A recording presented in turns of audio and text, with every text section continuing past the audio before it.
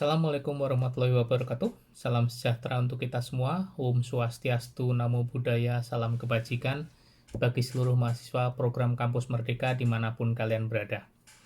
Selamat datang dalam kegiatan pembelajaran online pasar modal dan teori portofolio ini. Kegiatan pembelajaran online sesi 2 ini kita akan membahas tentang pengantar teori portofolio. Prinsip dasar dari teori portofolio adalah untuk melakukan pemilihan dari sejumlah dan jenis sekuritas dari aktiva-aktiva pembiayaan yang dapat ditransaksikan dalam pasar guna membentuk portofolio investasi yang mampu memaksimumkan tingkat imbal hasil atau return yang diharapkan dengan tingkat risiko terbaik yang bersedia ditanggung oleh investor. Sehingga dengan demikian, teori portofolio pada dasarnya mengarahkan pada pembentukan portofolio yang optimal dan efisien yang dapat digunakan investor. Ada 3 konsep dasar yang perlu diketahui untuk memahami pembentukan portofolio optimal, yaitu yang pertama, portofolio efisien. Untuk membentuk portofolio optimal, fungsi utilitas dan kurva indifferent, pemilihan aset berisiko dan aset bebas risiko. Kita masuk kepada hal yang pertama, yaitu tentang portofolio efisien. Portofolio efisien ialah portofolio yang memaksimalkan return yang diharapkan dengan tingkat risiko tertentu yang bersedia ditanggung oleh investor, atau portofolio yang menawarkan risiko terendah dengan tingkat return tertentu. Mengenai perilaku investor dalam pembuatan keputusan investasi, diasumsikan bahwa semua investor tidak menyukai risiko atau yang disebut sebagai risk averse. Untuk contoh, jika ada investasi A dapat menghasilkan return 15% dengan risiko 7%, dan investasi B menghasilkan return 15% dengan tingkat risiko 5%, maka investor akan cenderung memilih risk averse atau memilih investasi B, yaitu investasi dengan return besar dengan risiko yang kecil. Sedangkan kita berbicara portofolio optimal merupakan portofolio yang dipilih investor dari sekian pilihan yang ada pada kumpulan portofolio efisien. Portofolio yang dipilih investor adalah portofolio yang sesuai dengan preferensi investor yang bersangkutan terhadap return maupun risiko yang bersedia ditanggungnya. Sedangkan kita masuk kepada fungsi utilitas. Fungsi utilitas dapat diartikan sebagai suatu fungsi matematis yang menunjukkan nilai dari semua alternatif pilihan yang ada. Fungsi utilitas dalam konteks disiplin manajemen investasi adalah sebuah pembentukan portofolio yang menunjukkan preferensi bagi setiap investor terhadap berbagai pilihan investasi dengan setiap tingkat imbal hasil risiko yang diharapkan. Fungsi utilitas dapat digambarkan dalam bentuk grafik yang disebut sebagai kurva indifferent. Kurva indifferent menggambarkan kumpulan portofolio dengan kombinasi return harapan dan risiko masing-masing yang memberikan utilitas yang sama bagi investor.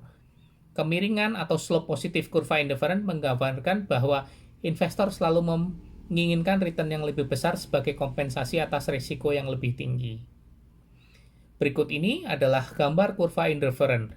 Kurva indifferent terdapat 3 pilihan utilitas yang berbeda, sebagaimana yang ditunjukkan oleh kurva U1, U2, dan U3.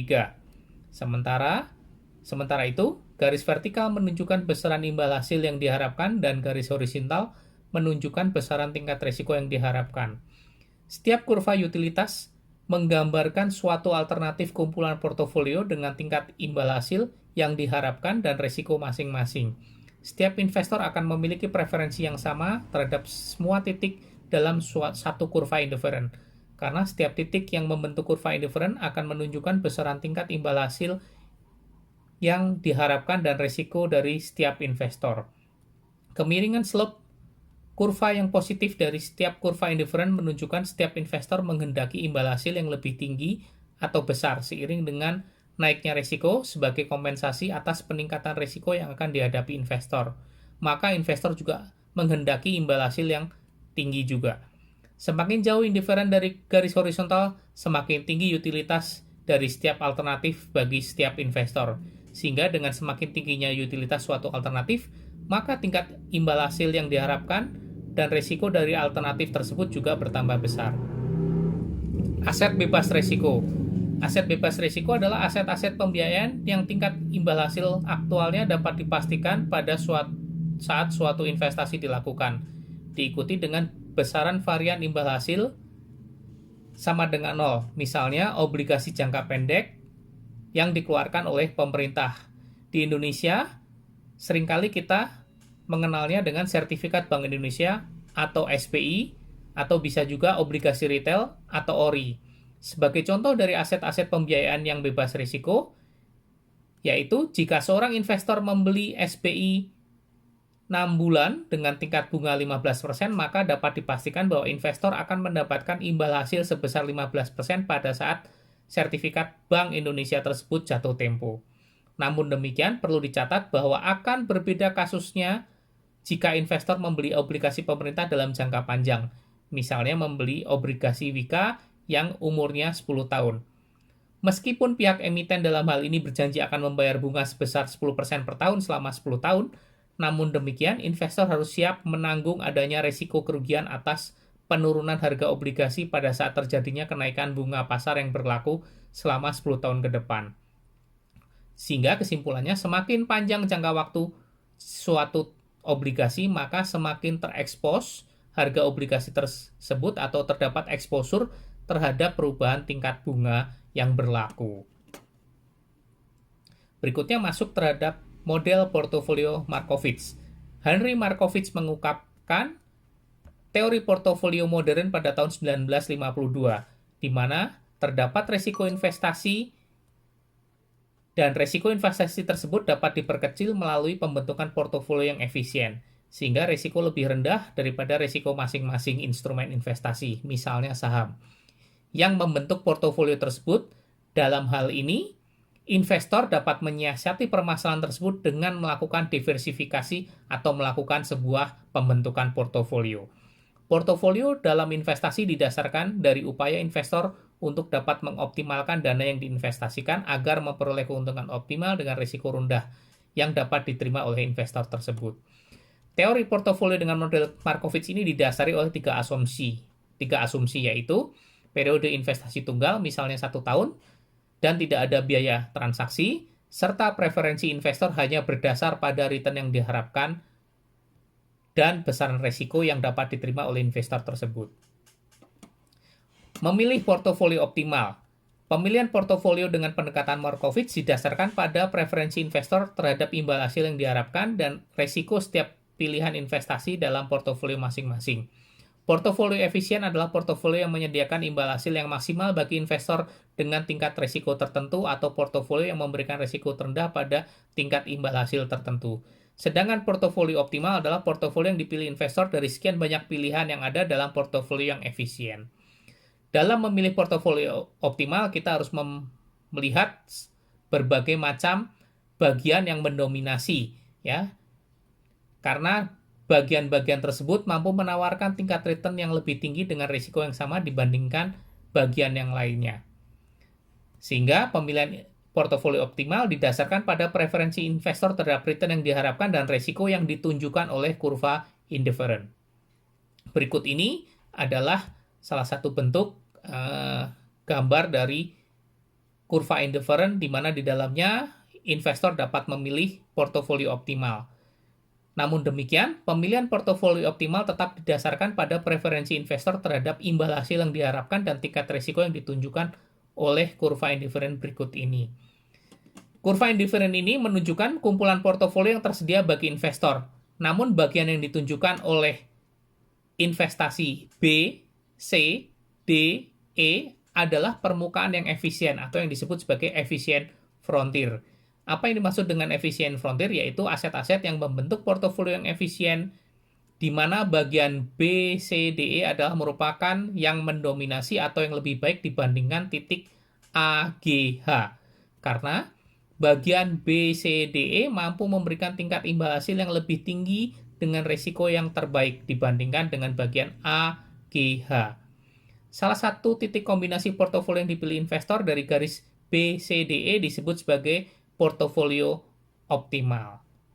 Sehingga dalam gambar tersebut, preferensi investor ditunjukkan oleh kurva utilitas. yaitu kurva utilitas 1 dan kurva utilitas 2 atau U1 dan U2.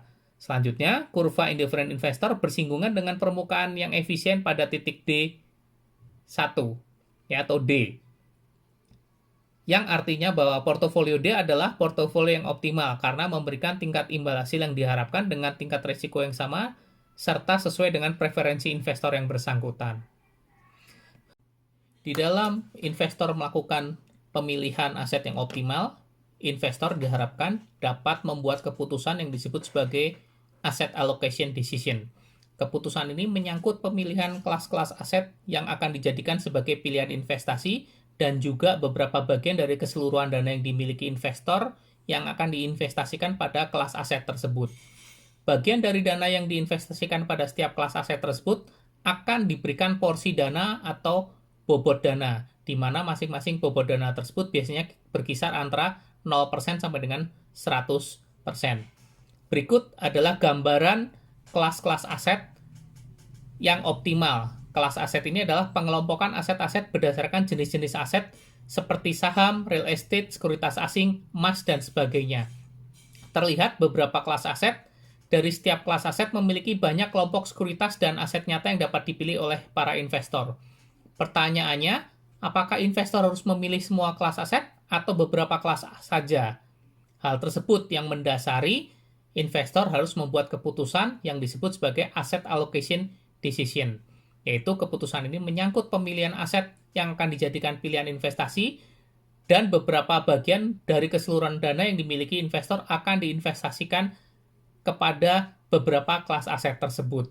Intinya berarti investor akan menentukan berapa besar porsi dana yang akan dibagi-bagikan kepada masing-masing kelas aset tersebut agar terbentuk sebuah portofolio. Dan portofolio yang sudah terbentuk itu akan membentuk pola efisien frontier. Dan pola efisien frontier ini seperti pada di gambar yang kalian dapat lihat. Ini adalah salah satu bentuk contoh efisien frontier yang terbentuk dari gabungan beberapa saham, yaitu saham AAA, saham BBB, dan saham CCC. Titik X, Y, Z ini yang disebut sebagai titik efisien frontier, di mana titik X merupakan portofolio yang efisien frontiernya yang memberikan deviasi standar paling kecil. Titik X ini disebut sebagai Global Minimum Variance Portfolio. Dari gambar di atas, dari gambar tersebut dapat dilihat, walaupun banyak terdapat portofolio, tetapi kombinasi yang berada dalam permukaan kurva merupakan portofolio yang paling efisien, sedangkan yang lainnya tidak efisien. Gambar berikutnya adalah gambar kurva sebelum investor menginvestasikan dengan meminjam dana bebas risiko. Karena pada model Markowitz membatasi pilihan investor hanya pada portofolio aset-aset pembiayaan yang berisiko. Pada kenyataannya, investor sangat bebas menentukan pilihan aset-aset yang akan dibentuk menjadi portofolio yang melibatkan aset-aset pembiayaan yang berisiko dengan aset-aset bebas risiko. Dari gambar ini kita bisa melihat bahwa garis RF terhadap N tidak ada lagi titik yang dapat dihubungkan dengan titik RF. Karena titik garis RF ke N merupakan garis yang mempunyai slope paling tinggi. Garis RF terhadap N memiliki superior terhadap garis lainnya. Dengan demikian, semua investor tentunya akan berinvestasi pada pilihan portofolio yang ada di sepanjang garis RF terhadap N tersebut. Jika portofolio investor mendekati titik RF, artinya dana investor diinvestasikan pada aset bebas risiko. Begitu pula sebaliknya, jika garis mendekati N, maka artinya sebagian besar dana investor diinvestasikan pada aset berisiko. Gambar berikutnya ini adalah kondisi ketika investor melakukan peminjaman dana bebas risiko. Karena analisis portofolio model Markowitz hanya membatasi investor pada portofolio yang bebas berisiko, yang hanya memiliki risiko, maka itu sangat membatasi investor. Sedangkan investor dapat melakukan peminjaman dana untuk meningkatkan kemampuan berinvestasinya. Jika dana pinjaman tersebut digabungkan dengan dana yang dimiliki dan seluruhnya digunakan untuk investasi, maka peluang investor mendapatkan imbal-imbal hasil yang diharapkan akan semakin besar. Pertanyaan yang sering muncul adalah, bagaimana atau apa yang terjadi pada permukaan efisien frontier jika investor mengkombinasikan aset-aset pembiayaan berisiko dengan aset-aset pembiayaan bebas risiko. Gambar inilah yang menunjukkan apa yang terjadi pada permukaan efisien frontier tersebut. Ketika aset bebas risiko dimasukkan pada pilihan portofolio, titik RF adalah kombinasi antara imbal hasil dan risiko aset bebas risiko tersebut. Titik RF terletak pada sumbu vertikal yang menunjukkan bahwa risiko aset bersangkutan sama dengan 0. Sehingga investor dapat mengkombinasikan aktiva pembiayaan bebas risiko dengan kumpulan portofolio efisien yang ada pada permukaan efisien frontier yang menghubungkan titik RF dengan pilihan portofolio pada permukaan efisien kita, yang akan menemukan sebuah kombinasi baru yang tidak diketemukan pada model portofolio Markowitz. Akan tetapi, kita tetap harus mengingat bahwa ada hubungan searah antara imbal hasil dengan risiko. Peningkatan imbal hasil yang diharapkan secara langsung akan meningkatkan besaran risiko yang akan dihadapi. Oleh karena itu, peningkatan besaran risiko perlu menjadi perhatian dalam tindakan investasi pada kasus ini. Pada gambar ini terlihat bahwa tambahan dana yang berasal dari pinjaman dapat memperluas posisi portofolio dari titik N sehingga akan membentuk garis RFN ke K. Ya, sehingga di sini terdapat pengaruh dari penambahan dana terhadap imbal hasil yang diharapkan serta besaran tingkat risiko portofolio ini. Di sini diasumsikan bahwa investor bisa meminjam sejumlah dana yang besarannya 100% dari dana yang dimiliki. Sehingga semua dana tersebut diinvestasikan pada aset berisiko, maka posisi portofolio akan berada pada titik K atau menjadi 200%. Dengan dimasukkannya RF pada model Markowitz, maka permukaan efisien frontier akan berubah membentuk garis lurus yang menghubungkan titik RF dengan titik portofolio optimal yang dipilih investor. Jika misalnya portofolio optimal seorang investor berada pada titik L, maka investor tersebut mengkombinasikan portofolio L dengan aktiva bebas risiko. Permukaan efisien yang akan terbentuk akan menjadi garis RFL. Portofolio investor tersebut akan berada di sepanjang garis RF terhadap L. Dengan penjelasan perkuliahan ini, artinya prinsip dasar dari teori portofolio adalah untuk melakukan pemilihan dari sejumlah jenis sekuritas dari aktiva-aktiva pembiayaan yang dapat ditransaksikan dalam pasar. Dengan adanya portofolio investasi, investor mampu memaksimalkan tingkat imbal hasil return yang diharapkan dengan memperhitungkan tingkat risiko terbaik yang bersedia ditanggung oleh investor. Dengan demikian, teori portofolio pada dasarnya mengarahkan investor pada pembentukan portofolio optimal dan efisien yang dapat dilakukan.